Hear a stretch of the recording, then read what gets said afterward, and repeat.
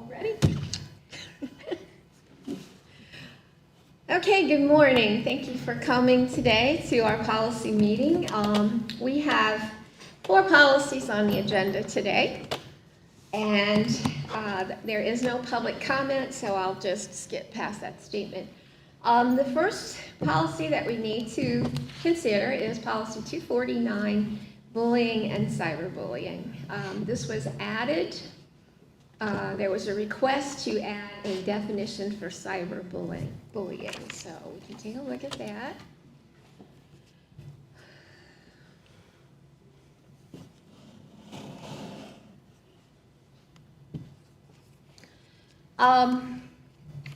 Did anyone have any questions? If all we had to do was add some things, I mean, there are some strike-throughs, I did see those, just more for typos, but at the bottom of the first page, there are, in red, there's a definition for cyberbullying. Any questions, any requests for additions? I have a sort of a general question. On the top of page 2, in the red, it talks about, there might be legal and/or police proceedings, which I found interesting. Would that relate to the legal term defamation of character? Is that where that would come under? I'll defer to Mr. Pahelka. Yes. You're on. Mr. Lustig, I think that could include essentially civil claims for defamation of character and/or criminal outcomes. It's kind of a broad umbrella term that could include remedies against the offender if the victim would want to pursue something like that. That's how I would interpret the language. I agree. Yeah, thank you. Any other questions or comments? Oh, I did have a question. When I was looking at this, and it would be page 3. Do you see where it would be 1, 2, 3, 4? The 5th paragraph down that starts with district administration. District administration shall annually provide the following information with the school safety and security incident report. As I was looking at that, I guess the title of that report, just typos maybe, but maybe capitalize safety, security, and incident. I'm thinking that's the name of the report. Yeah. So capitalize safety, capitalize security, and report. It's just above guidelines, Courtney. Scroll. There it is.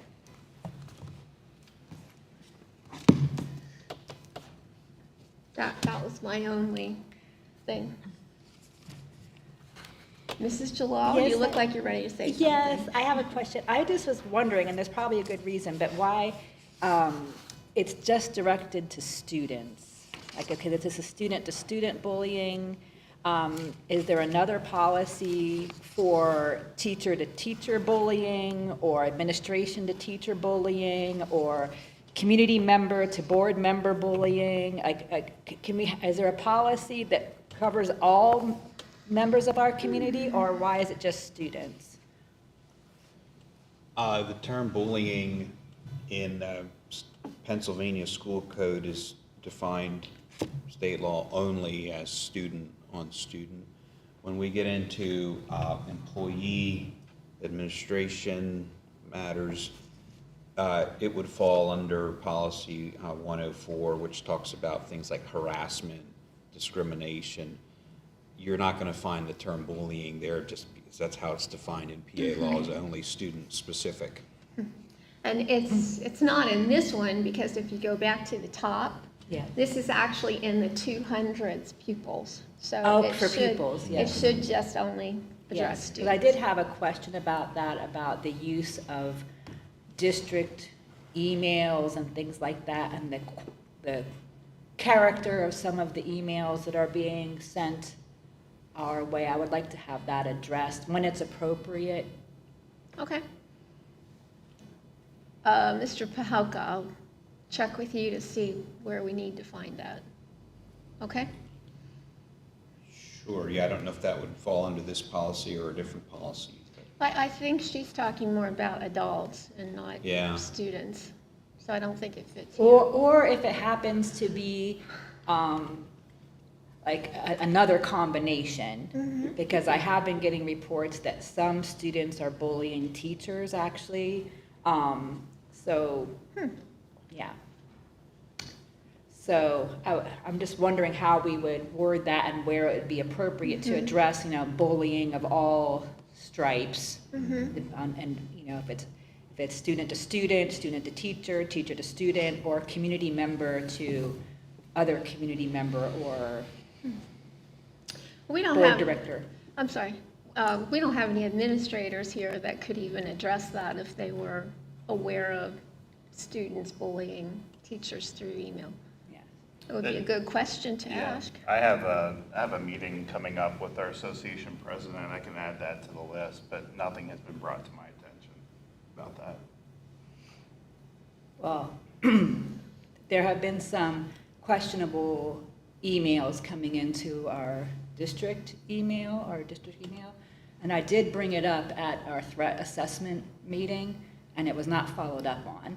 So I would like to have that addressed, like what are the procedures if we receive threatening, intimidating, harassing emails?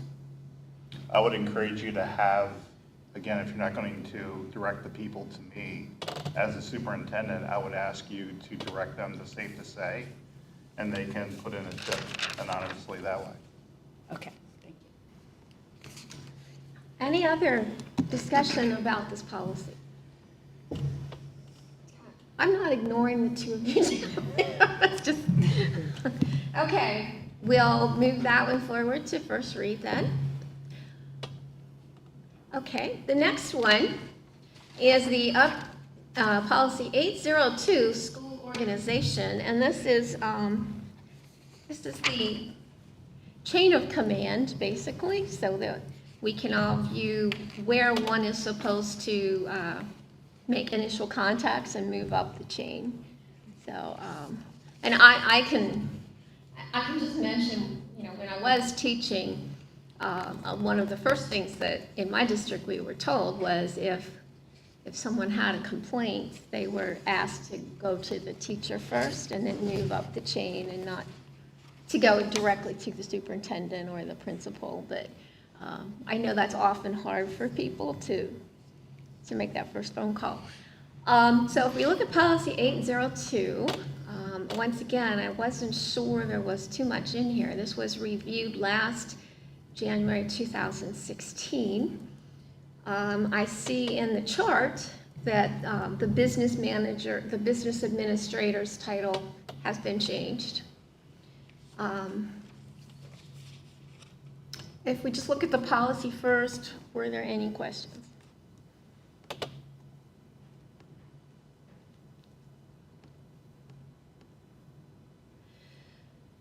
The only question I had, if you go down the chart to letter F, okay, I didn't quite understand the information in the third column.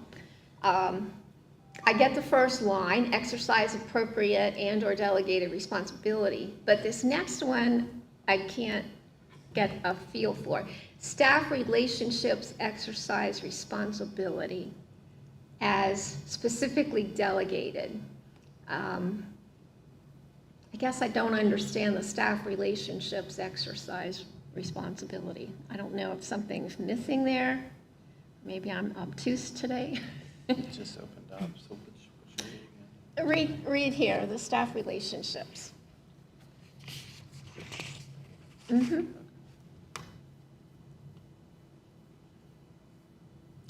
rest above them are verbs, asking, doing, whatever. And I don't quite understand staff relationships exercise. Yeah, I'm not sure what the relationships is there for. Is that a question for Mrs. Hobbs? Well, it looks like it wasn't changed from the original policy. Am I correct on that? It's not in red? It's not in red.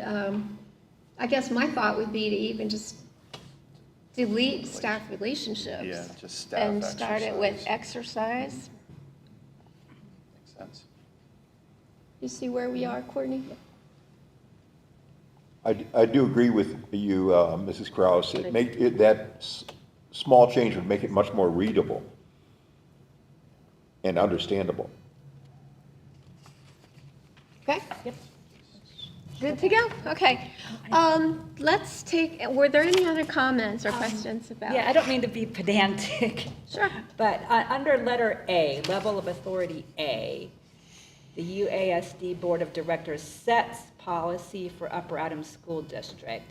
Could we have a broader definition of what setting entails? Because there seems to be a lot of confusion amongst ourselves and our community members about what setting the policy means.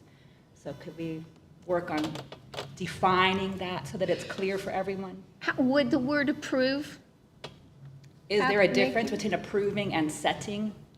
I think it comes down to an argument about it. I think you could use both either way, but then there's also the argument that set policy means writes it. What word did I just use? Approves policy. Approves policy to me would mean that the people in the district, the administrators, are writing the policy that the board approves. But I think we established already that we can actually, I mean, it isn't just approving it. I mean, we can be involved in the process of writing policy, Right. which I think is what she's trying to get at. Right. Do you have a better word? Well, I would just like that to be more defined, except somewhere, put it in there so that everybody's clear about what our roles are and what, our level of participation in drafting, writing, suggesting, Recommending. recommending. I see what you're saying. I'm just a little slow on a word this Well, we morning. could, we Mr. could come, we Pahoka. could just put it for a second read, just work, maybe come up Or with bring it back in February. Yeah, bring it back in February and just Okay. have a very clear definition of what setting the policy entails for everyone involved. Okay. I will point out in current policy 003, board functions, there's some language in there that addresses board power to adopt, modify, repeal, suspend board policies, and so on and so forth. You might incorporate some of that language here or look at that as a resource to flesh this out a little further. That's in 003. Thank you. Thank you. Okay, so I guess we can direct your staff to investigate that and maybe add some revisions and bring this back in February, or February, yeah. Okay. Any other comments? Okay, Mrs. Hobbs had a meeting this morning, and she wants to be here for discussion of policy 006. So I'd like to move on to 109.1 right now, and then she said she should be done by maybe a half hour from now to. Sure, that is the way it is in order, though, so, Well, I'm just explaining. yeah, that's fine. Okay.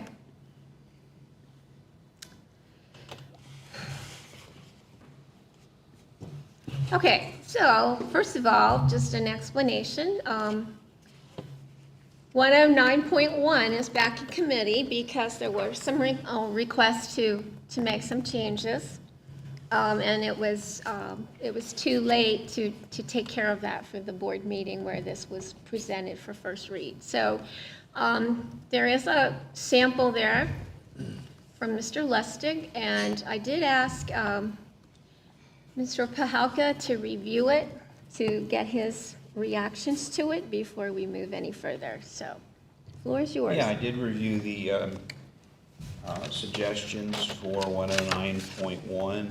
These are certainly items that could be added to the policy, but I did want to point out with any policy, typically they work in conjunction with administrative procedures that flesh out the mechanics of how it's to be implemented kind of on the ground level. So sometimes we would steer away from going too far in the weeds at a policy level because Details need to be implemented at a more management level by administration. So for example, with 109.1, we've talked about the board wants to implement parental control features, definitions, opt-in structures, which is already in the policy, but details such as what does the opt-in form look like, when is it distributed, when is it collected, the mechanics of where they go, how they're reviewed, all of those items are more appropriate at an administrative level. So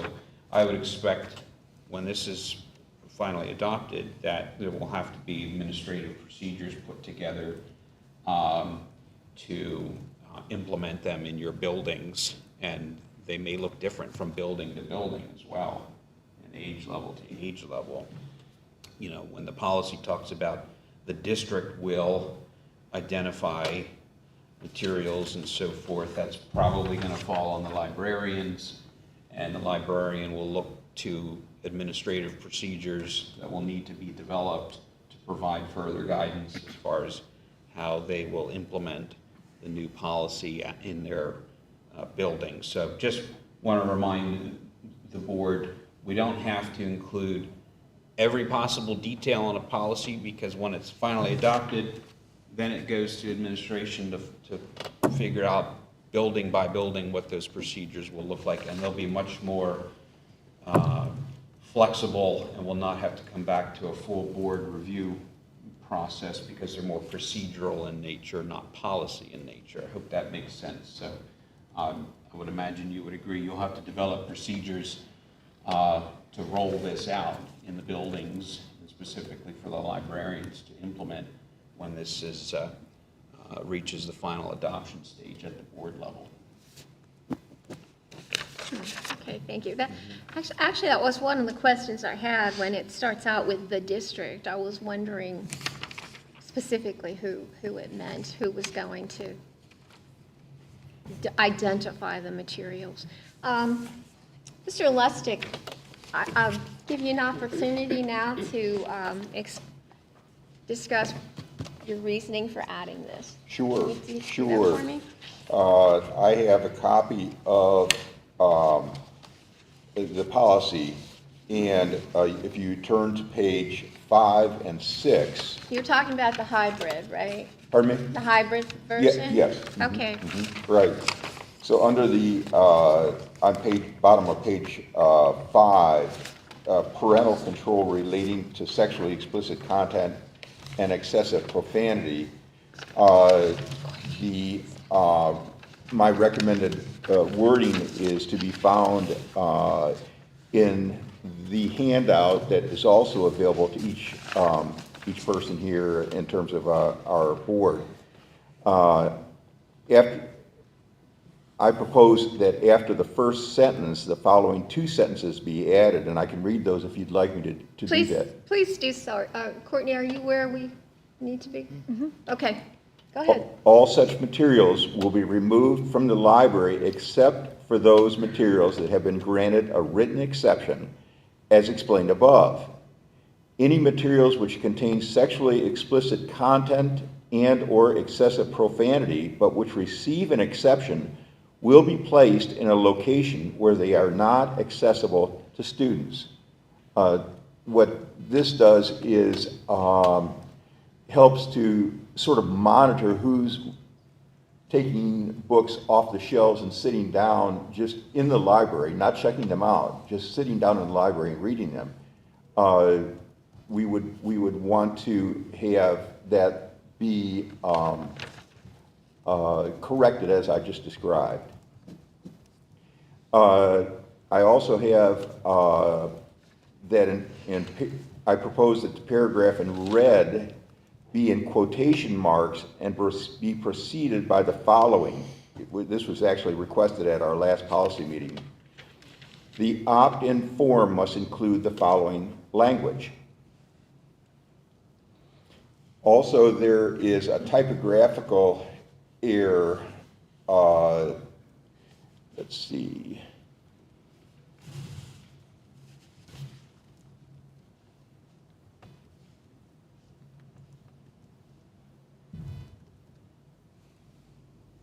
think you may be referring to the last line. Yeah, right. You'll notice that there is a comma that needs to be deleted that is between the words school and activity.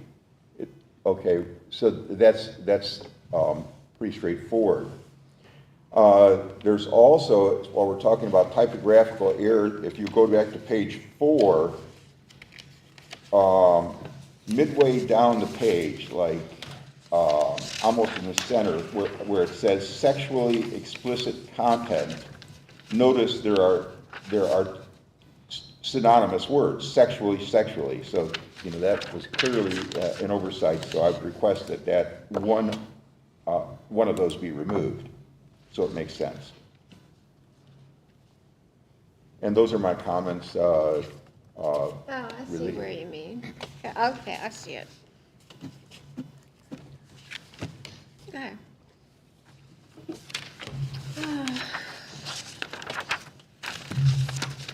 Mrs. Kraus, may I ask a question of Mr. Lustig? Go right ahead.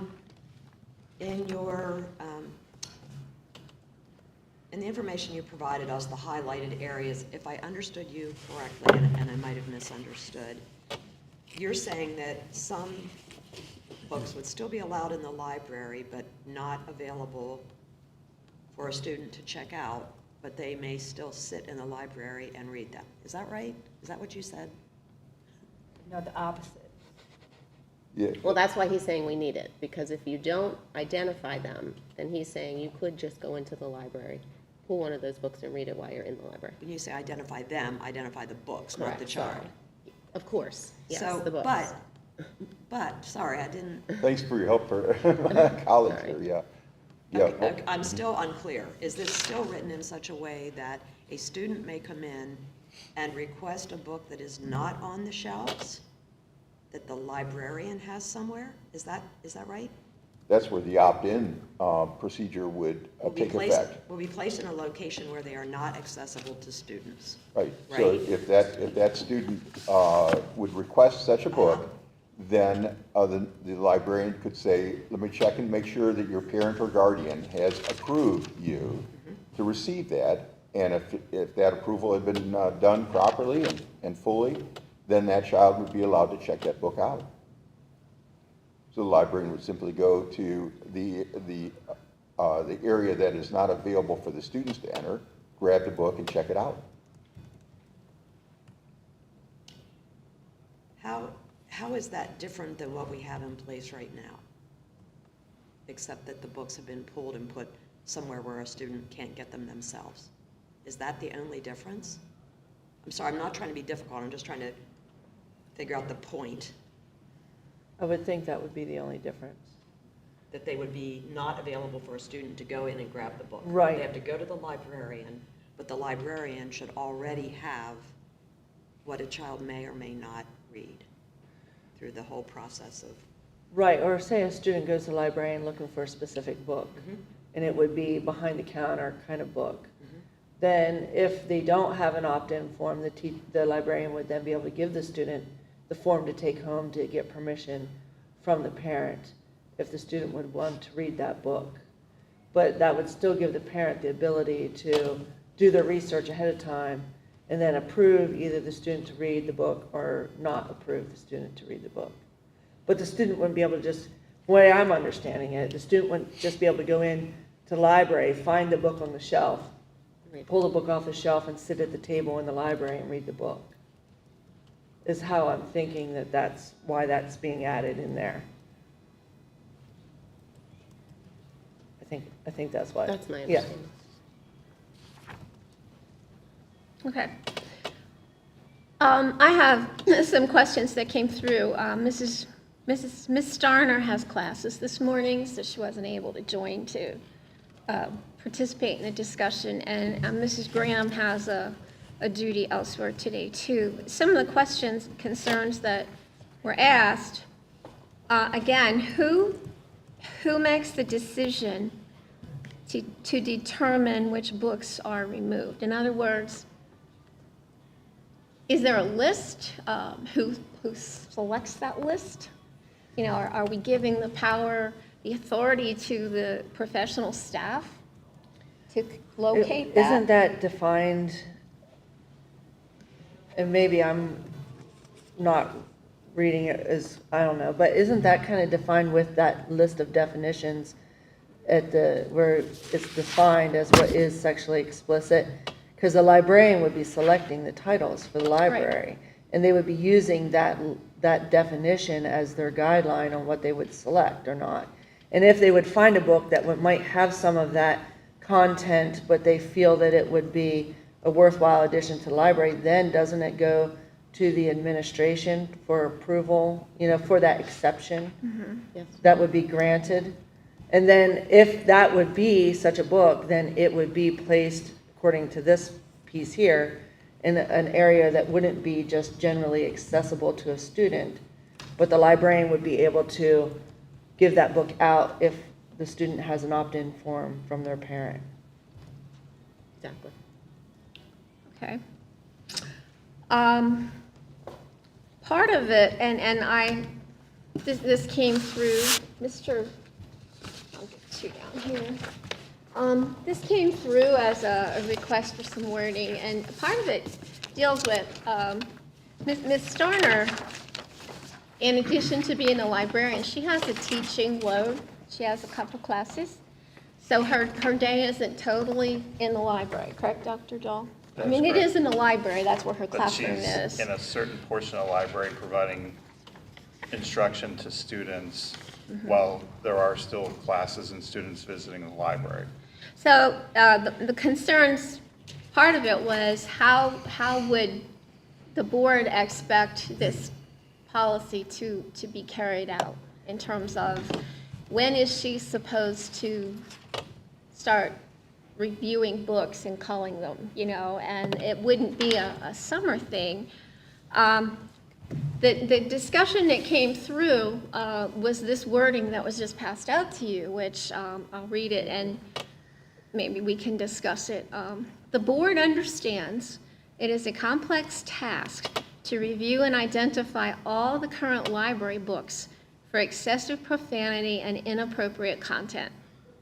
This process requires substantial time, personnel, and resources, making it ongoing rather than instant. Current resources in the library would be considered grandfathered, while future book purchases will be assessed and addressed through the guidelines in this policy. The goal is to maintain a library collection that aligns with school policies, reflects our commitment to students' experiences and well-being, and provides a safe educational environment for students while recognizing our current limitations with time, personnel, and resources. You know, that said, if that's something that we could discuss or agree or modify, if there were a challenge to come from existing collection, then it could be examined as we're doing later today. But didn't we already establish that she was given some sort of list and she had made some reference to a very small percentage of books? Correct, yeah, I believe the phrase was 0.5%. less than 0.5%.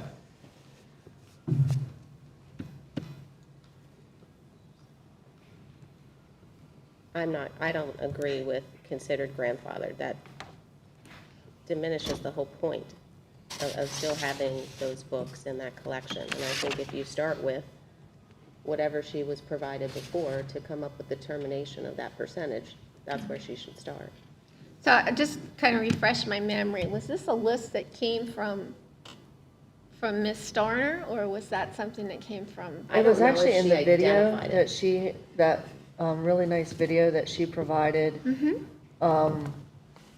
during one of those initial meetings where she had made that mention that it was less than 0.5% or whatever. So I'm assuming Okay. she would have known those titles in order to make that determination. Okay. Yeah. And if I may add, for example, with the book, one of the books in question, I was just able to run that through ChatGPT and have an analysis, a 10-page analysis in 5 minutes. So if there's a title in question, you just ask chat, what is the controversy surrounding this title? And then it will spill it all out. Can you give me some excerpts that are questionable? It takes 10 minutes. And then from there you have, you don't have to read the whole book to get an assessment of where the problems may lie. So I'm not sure exactly what resource she started with to make that determination, but that would be a good place to begin. Can you have somebody check with her? I can. Okay, thank you. Okay, so we have discussion about the grandfathered. Is there an opportunity that we could add this without the grandfathering? Is there anything that you could accept in the first read? Mrs. Kraus, could you please remind me from whom does this statement come? This is coming from Mrs. Graham and some people, some of the staff. Okay, so they want us to include this in the policy? There's room for administrative input, so I would support putting it in myself. It's their reaction. Oh, yeah, that's fine. I couldn't remember where you had said it came Yeah, from. yeah.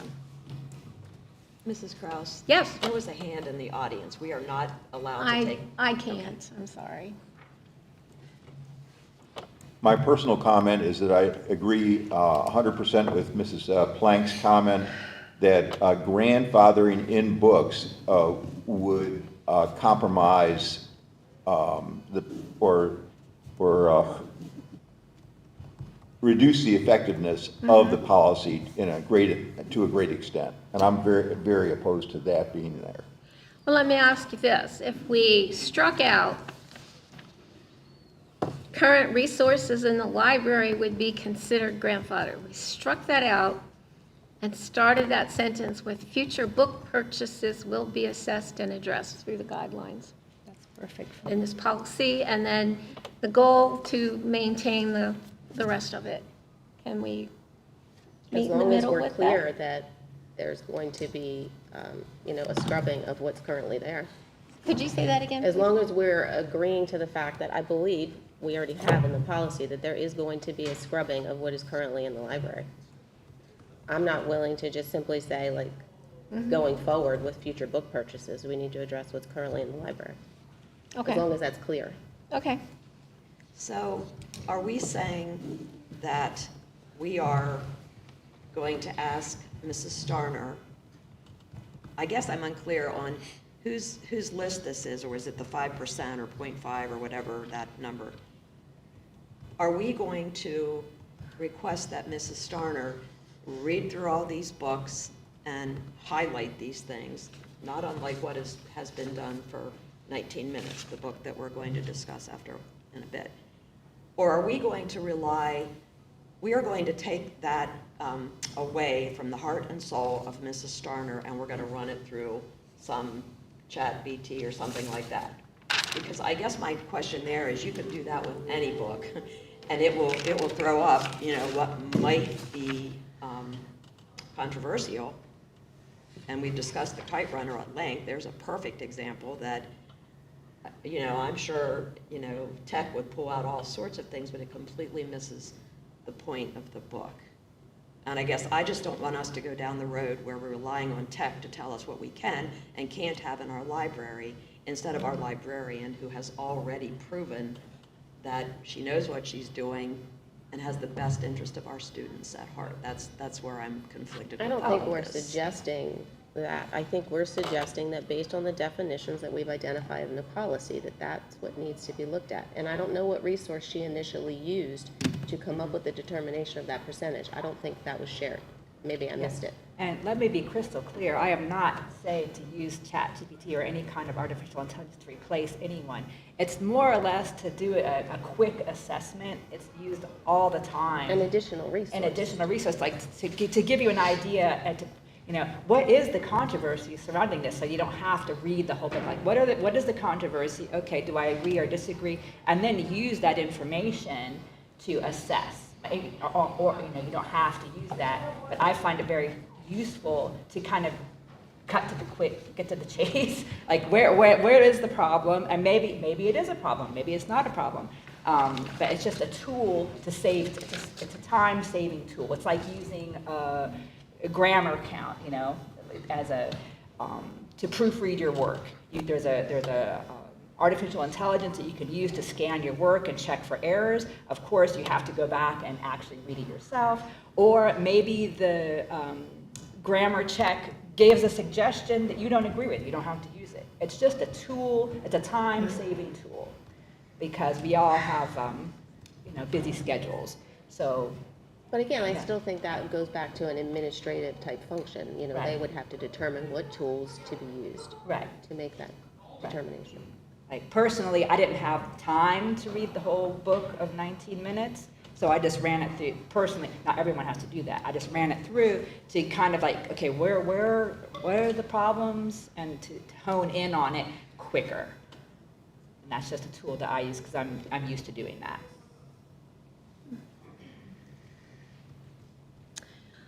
Okay, Also, go ahead. if she felt like any of the books that are currently in the library are worthy of that exception, would that be the procedure that she would then appeal to administration for an exception of those books? And if that exception was granted, then I believe it would come then to the board for final approval on them. And then if the board granted that exception, then they would just be in a secure location where the opt-in form would take place, if I'm understanding how that would be. Correct. So if there are some books, like say The Kite Runner, or a book like that, that she feels would be worth the exception, that could be handled that way then, at that point in time. Is how I'm understanding it. Okay. I'm going to see if we can wrap this up. Move this into the next year. So Mr. Lustig, so I guess the opinion of the group is to take time now and include this where Mr. Lustig recommended it be added, correct? Correct. So can you take care of that, Courtney? Okay, let me know when you're done with that. Are you doing it now? Or? I wasn't going to, it'll take Okay. a while unless you want me to do it now. As far as this other statement, if we look at the very end of policy 109.1, and it has enactment and scope of the policy.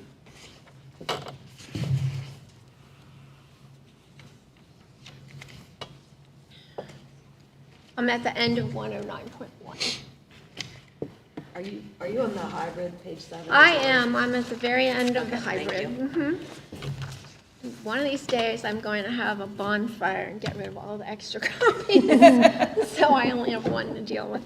Okay, so under enactment and scope, so we have the first statement, which I believe came from Mr. Pahalka to at least give a window of time to work on this. The next statement says, this policy shall cover existing library materials as well as future purchases, gifts, other acquisitions.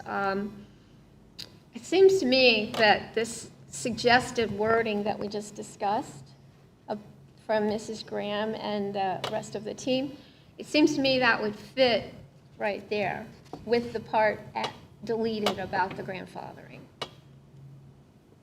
Any reactions to that? I agree with that, but we may want to clarify the revised language we just looked at refers only to purchases.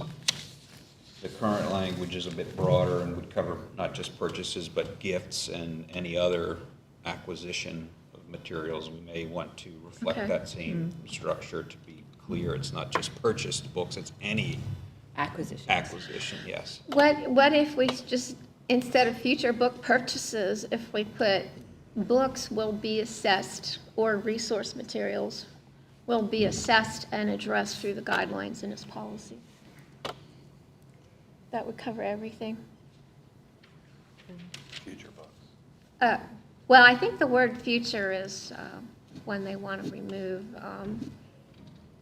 I think if we change future book purchases to resources, that would cover what you're saying about existing as well as future. Resources will be assessed. Resources will be assessed and addressed through the guidelines in this policy. Okay.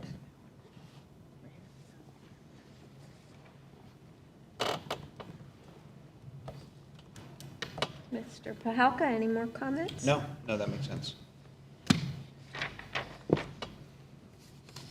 Any other questions? Okay, so if we work through the next couple months, we've canceled policy in January, which is just a few weeks away and with the holiday. This would come to first read at the February meeting. Give people, the public, as well as the rest of the board, an opportunity to review this. It's my hope that we can't put a lot more changes to this, that I think it's been almost a year. I think we need to move forward and see how this works. And I think there's one policy I was looking at that we just reviewed, the board one, the one that we're going to next. It was just reviewed in February of 2024. So it's less than a year since we did that. So, my hope is we can get this going, see how it works for a few months, 6 months, whatever, and revisit it if we have to. But my hope is it doesn't come back to committee again. I would like to say that I've really appreciated the work that was done by Stock and Leader personnel as well as administration to bring forward a policy that reflected the interest of the board. And that's the reason why there were fairly minor additions or deletions or corrections. So, I'm pretty happy with the final outcome. Really thank those involved. Okay, so at this point then, we can move this to first read, so it will show up on the February board agenda. Will it show up on the January one? It should, right? I don't see why not. So, okay, so 109.1 the hybrid version, just so we're clear, the other attachments, which would be this, your writing and the sample that I was offered, we'll remove those, and it's only 109.1 hybrid that will show up on the board first read. With, do I understand with the corrections as Yes. indicated? Yes. Okay. Are you okay with that? Okay, at this point, I guess we'll go ahead and at least address the next policy. I hope Mrs. Hobbs comes. If not, we'll catch up with her later. Thank you.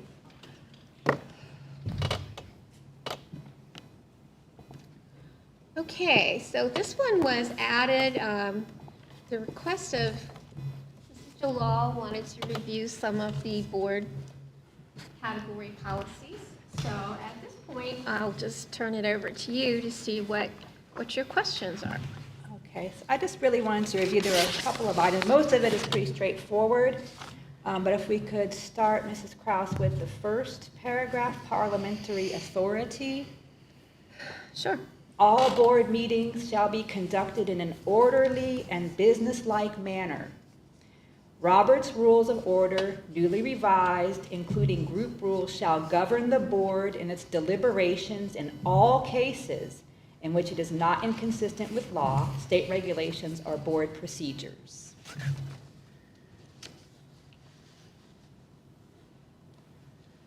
Go ahead. Okay. So I'm just wondering, maybe, if you'll permit me just to maybe sometimes open up a parentheses.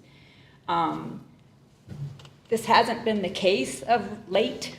We have not been following this in some instances, and I'm wondering if we need to have a little work session about Robert's rules and things like that. So I just wanted to be very clear that this is the expectation, namely, meetings shall be conducted in an orderly and businesslike manner without a lot of calling out from the public and inappropriate comments from board members and things like that. I can tell the people here that I have had about 15 years as a member representing Pennsylvania on the Atlantic States Marine Fisheries Commission. And twice in the last several years, we've taken an opportunity to review Robert's Rules of Order as led by an outside consultant. I think I actually generated the name of that consultant earlier. But that was very, very helpful, really educational. And so such a resource would be available to us also to pursue so we can, properly implement Robert's Rules of Order and work together to achieve goals in a reasonable manner. Is that something that your firm could do in an executive session? Well, it wouldn't be an executive session, it'd be a workshop. Okay. And we've seen other boards do similar with or without our involvement or with outside consultants. You just elected a new board president, appointed a new acting superintendent, and we'll have a new permanent superintendent. So there are a lot of reasons to get together in a workshop. When the right time is, I don't know. But with new personnel coming on board and a new superintendent eventually, to reset board meetings, revisit these items with your new superintendent or even acting superintendent and decide how you want that to look. So I think sometime in the next 6 months would be a good time to consider a workshop for those purposes. It's probably something I can talk to Mr. Weigel about and ask him to discuss with Dr. Bell when he comes on board. Make a note about that. Okay. Go ahead. Okay, thank you. And the rest, or most of this is pretty straightforward, but I would like to scroll down to agenda preparation. It says, "It shall be the responsibility of the superintendent or designee in cooperation with the board secretary to prepare an agenda of the items of business anticipated to come before the board at each open meeting," which is fine, but I would like to integrate that board members can also add items to the agenda. I'll turn to you, Mr. Pahalka. Yeah, again, I think this is really up to the board and incoming superintendent, how you want this to look. In some districts, the policy might say it's the superintendent in consultation with the board president. And that's one of the jobs of a board president, is to kind of funnel things from the rest of the board so that all 9 of you aren't sending in suggestions. You would call up your board president, he or she would vet out, talk with you about it, and then perhaps add to the agenda. I think that structure usually works pretty well versus all 9. That's how You we've know, handled things. So that's one of the reasons you get to pick a board president every year, is to, with your collaboration, set agendas, with the superintendent. And that's how we have in the past. Yeah, there have been Through several Tom. times when I've made, Sorry, excuse me. didn't mean Yeah, excuse me. Yeah, Yeah, there have no. been several times when I have made suggestions to the agenda that have not appeared on the agenda. Again, I will say that past board presidents, Elaine Jones, Tom Wilson, more recently Jim Lady, our development of board agendas are typically developed, and then we do, those are reviewed, and items are added as needed. I have a procedural question. If there was a suggestion for, in addition to the agenda, and it did not appear, could that topic be brought up under new business and therefore be addressed either at that time or put onto the next meeting's agenda? It would go on the next meetings. You couldn't vote on anything at that time because it wasn't published out in advance for the Correct. public. But yeah, in new business, a board member could put something on the table for discussion, and if the board is supportive, then it could go on the next agenda so that Correct. the public can see Correct. it in advance. Right. Yeah, Right. that's an option, yes. I still don't think it's a bad idea to include in there that it's either the board president, to be specific. I think if you're clear, that's better. As Maria suggested, not necessarily board members, but board president. So that it's clear, yeah. All would support that. Okay, so I think this one was on here as a discussion, so can we take some notes to possibly revise that part? Yes, what are you? Go to Courtney, Dr. Dahl? I wasn't finished yet. Oh, I know you weren't. I was just trying to. Oh, okay, just making sure. No, go right ahead. Go ahead. Oh, okay, thank you. Okay, and then I just wanted to clarify about special meetings, the process for that. It says, special meetings may be called for special or general purposes and shall be open except when conducted as an executive session for purposes authorized by law. That's pretty clear. The president may call a special meeting at any time and shall call a special meeting upon presentation of the written requests of 3 school directors. Upon the president's failure or refusal to call a special meeting, such meeting may be called at any time by a majority of the school directors. That seems fine. I just wanted to clarify that is the case. We all understand that.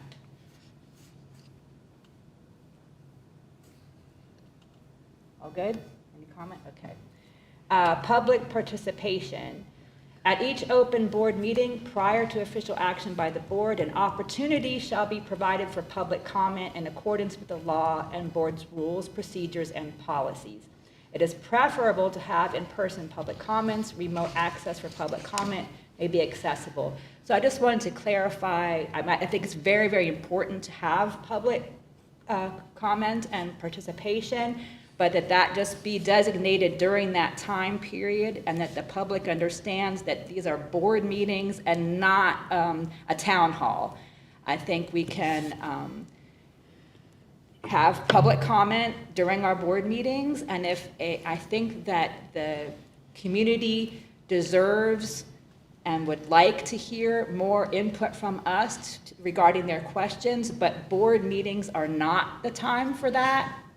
And that we could maybe investigate doing town halls to further elaborate on some of these conversations, but that it should be understood and made clear that public comment is public comment, and we're not having, not everyone is on the board. This is a board meeting and needs to be conducted according to the first paragraph that we read.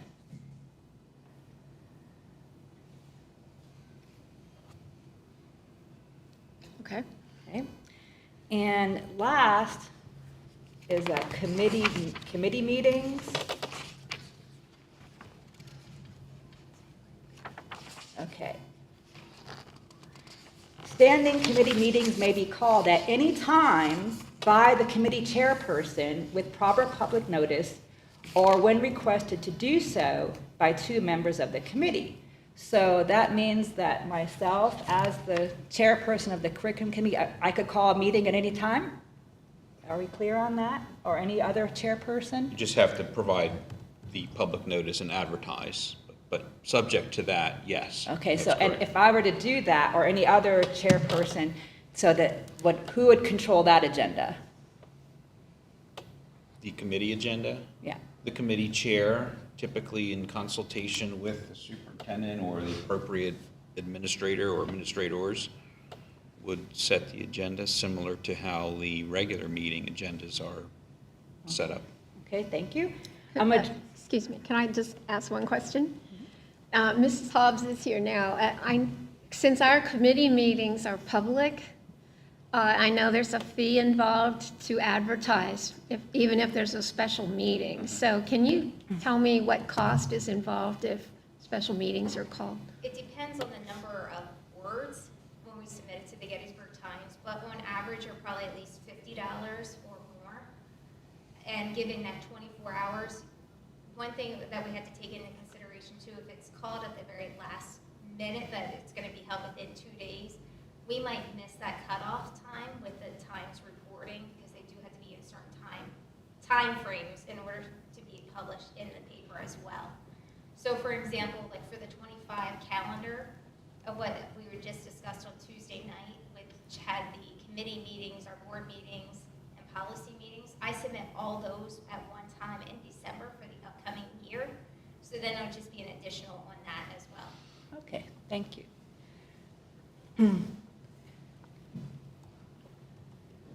Okay, and then this last section here, a majority of the committee or the chairperson may invite board employees, contractors, or other persons who may have special knowledge of the area under discussion.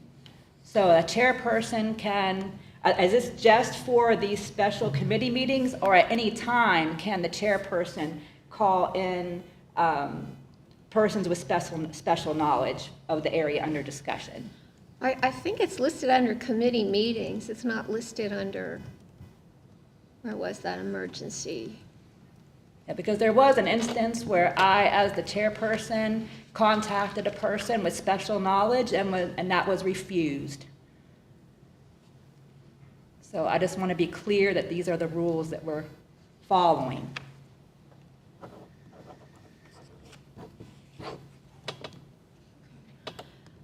I think even the wording, a majority of the committee, we don't actually have a committee per se for each thing. You know what I mean? Like, if you're the chairperson of curriculum, what is that committee other than you as the chairperson? Yeah, That's I'm my not sure. confusion. Yeah, It's a committee of one. Yeah, committee of one? I think it's, because it meets during our study session, so it's considered a meeting of the whole, or I don't know exactly what the term is, but it's kind of like, this is a public meeting, but it's whoever shows up from the board. But our study session, in the first one of the month, we're all there. So I guess technically, we're all members of your committee. So during those committee meetings, the chairpersons of these committees can put items on the agenda for committees? I can't answer that. Can either of you answer that? I think, again, I think what Gareth was saying and what was mentioned earlier is typically it would probably be channeled through your board president. Even for committees? But that's not what it says here. So,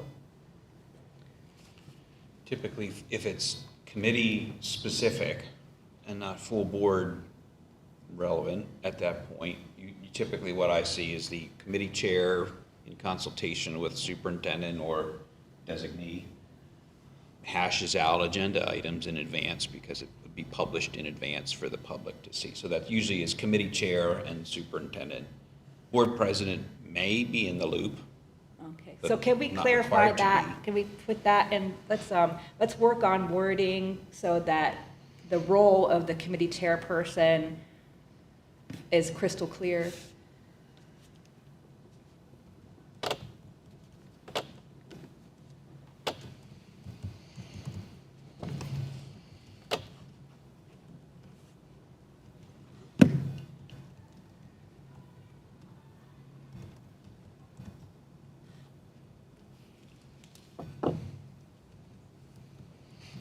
Your structure too is a little bit different than some boards, and I'm not saying it's right or wrong. There's different models out there, and some boards have appointed, 3 members for each committee.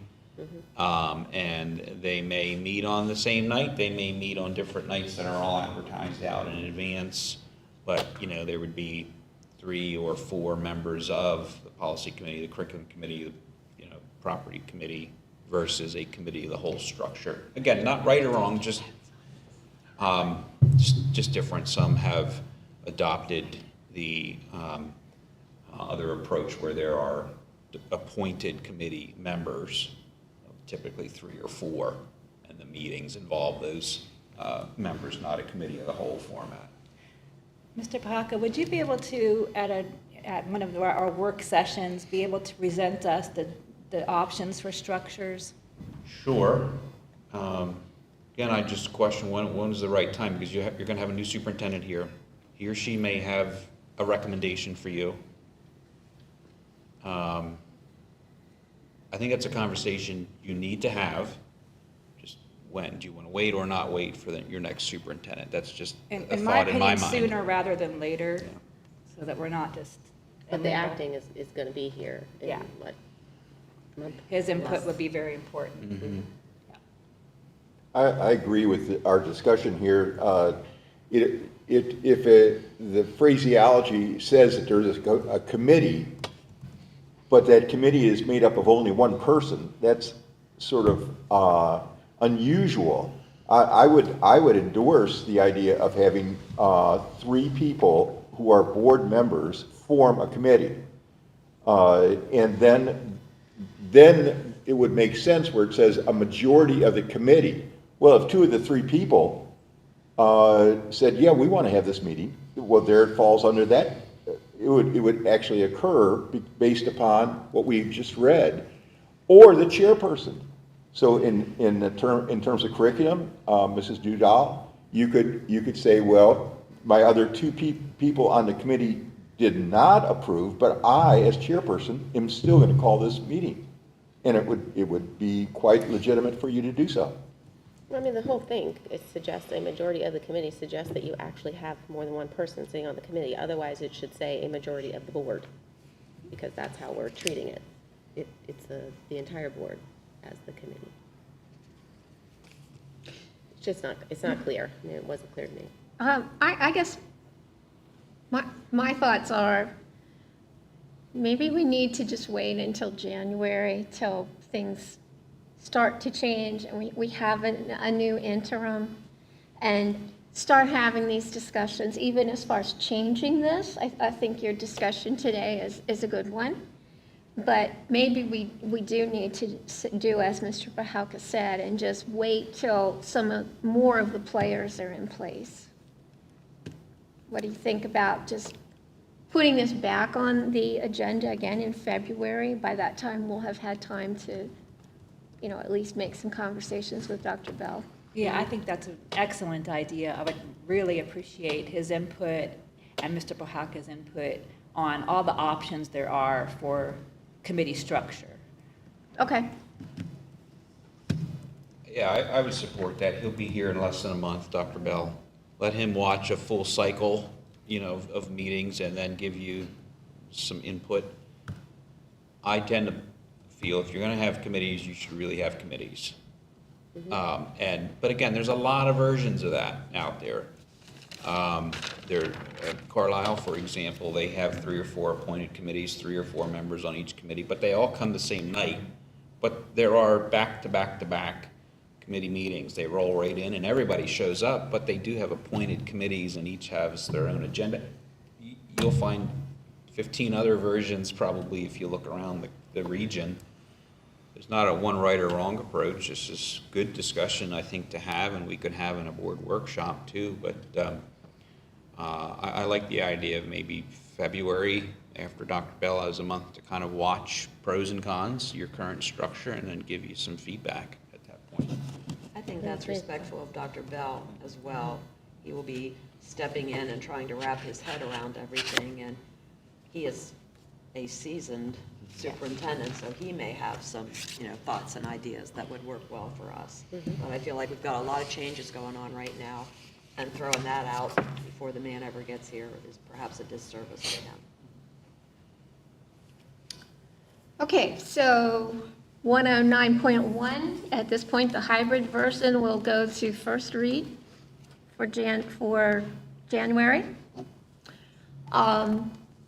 Policy 006 will appear on the February policy agenda. At that point, we can renew these discussions or review them whenever Dr. Bell is here and see where we need to move.